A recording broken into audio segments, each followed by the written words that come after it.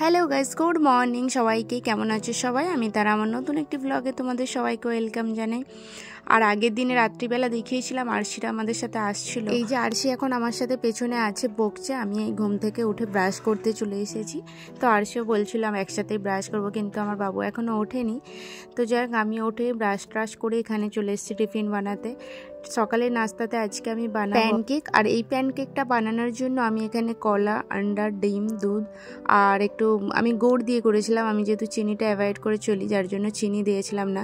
আর একটু কিছু মানে 2-3 ফোঁটা তোমার ভ্যানিলা এসেন্স দিয়েছিলাম, আর সাথে কিছুটা খাবার সোডা। তো এটা দিয়ে আমি সব কিছু একসাথে মিক্সারে মিক্স করে নিয়েছিলাম। আর এই যে ছোটো সিঙ্গেলও করা যায়, কিন্তু আমি সিঙ্গেল করছিলাম না, কারণ একটু টাইম লাগে। যার জন্য আমি ভাবলাম ছোটো ছোটো বিস্কিটের মতো করে আর 4টে একসাথে দিয়ে দিয়েছি। আর আমি হালকা কিন্তু ঘি দিয়ে দিয়েছি কড়াটাতে। একটু ঘি দিয়ে দিলে একটু ভালো ফ্লেভারটা, ওর বাটার ঘি যে কোনো কিছু দিয়েই করা যেতে পারে। তো আমি হালকা করে একদম ঘি দিয়েছিলাম। আর এটা নর্মালিও করা যায়।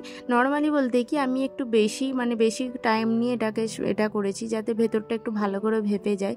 চাপা দিয়ে দিলে আরেকটু ভালো হয়ে যায়, কারণ একটু ভেতরটা, কারণ গরম জিনিসটা না সঙ্গে সঙ্গে তুলে খেলে একটা ভেতরে নরম নরম ভাব থাকে, যার জন্য ওটা একটু সেট হতে টাইম লাগে। তো সেই জন্য আমি একটু বেশিক্ষণ টাইম দিয়ে করেছিলাম। আর এখানে আমি বাবুদেরকে দেবো বলে, আর সেই বাবু আরমান সবাই এটা খাবে। আর বাচ্চাদের কিন্তু এটা খেতে খুব ভালো লাগে। স্কুলের টিফিনে, বাচ্চাদের টিফিনে, কিংবা এমনি সকালবেলা ব্রেকফাস্টে, ইভিনিংয়ে, যে কোনো সময় এটা খাওয়া যেতে পারে, কোনো ব্যাপার না। আর খেতে কিন্তু বেশ টেস্টি লাগে। আর এতে যেহেতু আমি ভ্যানিলা এসেন্সিয়াল দিয়েছিলাম, এটার গন্ধটা না একটু বেশ ভালো, মানে বাচ্চাদের জন্য ভালো, ওরা একটু বেশি পছন্দ করে।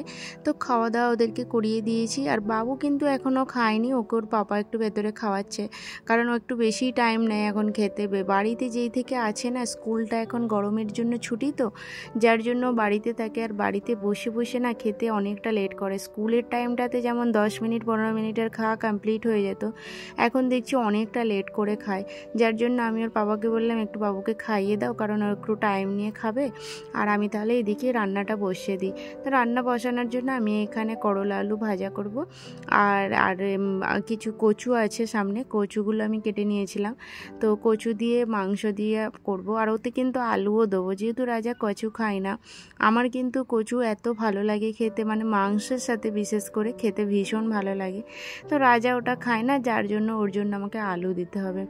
তো কিছুটা খেয়ে তারপরে বাবুদেরকে একটু এখানে ফ্রুট কেটে দিলাম। আর সবাই এখন টিভি দেখছে। বাবু দেখেছো শুয়ে ফোন দেখছে, আরমান বা আরশি মুভি দেখছিল এখানে, আর ওর পাপাও মুভি দেখছে। তো বাবুর খাওয়া দাওয়া হয়ে গেছে, আর আমার এদিকে রান্নাটা প্রায় হওয়ার মানে শেষই হয়ে আসছে।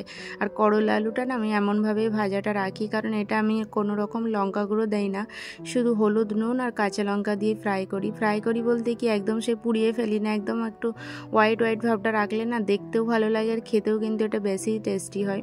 আর আমি কচু এতটাই পছন্দ করি যে যাতে আলুর সাথে না মিশে যায়, যার জন্য আমি কচুগুলোকে না কাটি না, এমন গোটাই রেখে দিয়েছি যে শুধু কচুগুলো তুলে ভাতে মাখিয়ে খাবো। আমার কিন্তু এই সবজিটা ভীষণ ভালো লাগে খেতে। যাই হোক, আমার ওইদিকে রান্নাটা কমপ্লিট হয়ে গেছে, আর আমি এখানে ঘরটা মুছে নিচ্ছি। আর বাবুরা এখানে বসে আছে, ওদেরকে বললাম একটু সোফাটা তুলে দে, তাহলে আমার একটু সুবিধা হয়। তো ওরা যেহেতু সোফার উপরে বসে শুয়ে টিভি দেখছে, তো যার জন্য আর গোড়ালো না। আমি এই সাইড থেকেই পোছা লাগিয়ে নিয়ে চলে যাচ্ছি। পোছাটা লাগানোও হয়ে গেছে। আর আমি কিন্তু না আজকে স্নান করার আগে ভাত খেয়ে নেব। আমার এই কদিন মানে ওর পাপাও এখন বাড়িতে থাকি, বাবু স্কুল যায় না, যার জন্য একটু সব কিছু লেটেই হয়ে যায়। যার জন্য আমি ভাবলাম বাচ্চারা আছে তো ওদেরকে খাওয়াতে হবে, তো এখন আমি খেয়ে নিই, পরে স্নান করে নেব। তো আমি সন্ধ্যাবেলাটায় স্নান করলাম। এখন দেখতে পাচ্ছি এই যে স্নান করে এসে আগে গাছটায় জল দিতে চলে এসেছি।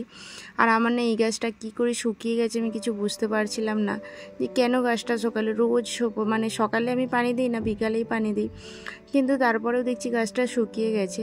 আর এখন আমার ক্যামেরা আছে কিন্তু রাজার হাতে। তো ও বেড থেকে শুয়ে আমার স্বামীকে বললাম একটু ভিডিও করে দাও, তো বেডে শুয়ে ভিডিও বানাচ্ছে। তো এখানে যাক পানি দেওয়া হয়ে গেছে। আর আমার না এই কর্নারের দিকে মানে একটা কবুতর বসে আছে, পায়রা, তো দুটো ডিম নিয়ে বসে আছে। আমি যখনই পানি দিতে আসি ও না সিটকে এইটুকু হয়ে যায়। তো আমি জানি ওর ভয় লাগে, হয়তো আমি ওকে মারবো কি কেউ, দেখতে পাচ্ছ কেমন উড়ে চলে গেল। তো যাই হোক, একটা প্রবলেম আমার হয়েও গিয়েছিল ওকে নিয়ে, পরে সেটা আমি জানাবো।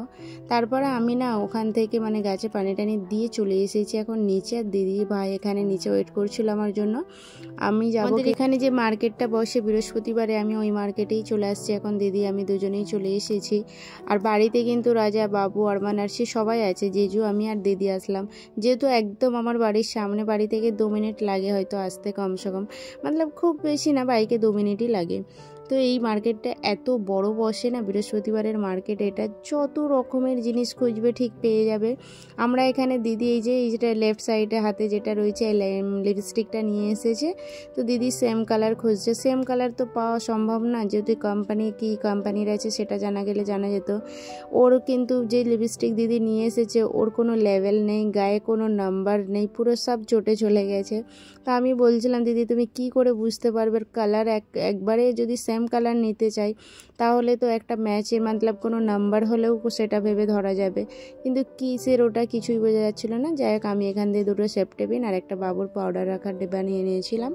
তারপর ওখান থেকে চলে আসলাম এখানে ফিঙ্গার রিং দেখতে। আর রিংগুলো দেখতে পাচ্ছ এত দারুণ দারুণ সব রয়েছে, কিন্তু আমার কেন জানি না আর ভালো লাগে না এইসব মানে পাথরের রিং পরতে, কখনই বা পরবো। এই রেড কালারের রিংটা কিন্তু আমার বেশ, এই যে মিডিলে যেটা আছে এটা কিন্তু বেশ ভালো লাগছিলো। ফের মনে হলো দূর একে কখন পরবো, নেবো না ভেবে রেখে চলে আসলাম। তবে আমি নিয়েছিলাম 2টো ছোটো ছোটো একদম পাথরের, সেগুলো আমার রাখা আছে, যাক দেখানো হয়েছিল না। তারপর ওখান থেকে চলে আসলাম এখানে 2টো কুর্তি নিতে। আর দিদি কুর্তি নিয়েছে, 2টো আমি নিয়েছি। এই যে দিদির একটা প্যাকেট, আমার একটা প্যাকেট ভাগ করে দিয়েছে। তারপর এখান থেকে যাচ্ছিলাম, দেখছিল দিদি এখানে আরশির ক্লিপ কিছু আছে নাকি, আরশির জন্য ক্লিপ এইসব নিচ্ছিল। আর আমিও চুড়ি দেখতে চলে আসলাম। দিদি আমি দুজনেই চুড়ি নিলাম এখানে।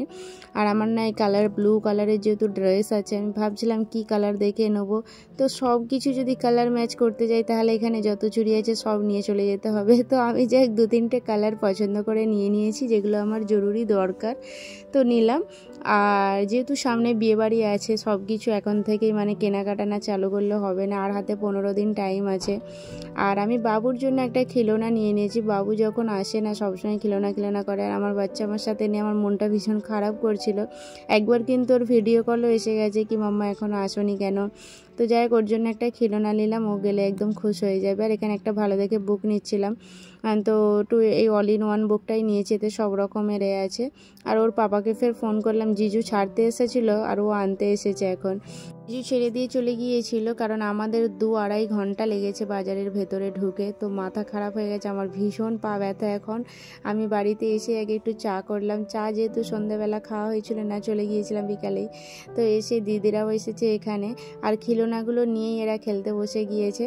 তো যাই হোক, চাটা খাওয়া দাওয়া হোক, দিদিরা চাটা খেয়েই বাড়ি যাবে। তো ভিডিওটা তাহলে এখানেই শেষ করলাম। ভালো লাগলে অবশ্যই আমার চ্যানেলটিকে সাবস্ক্রাইব করো। দেখা হচ্ছে নেক্সট কোনো ভিডিওতে। টাটা।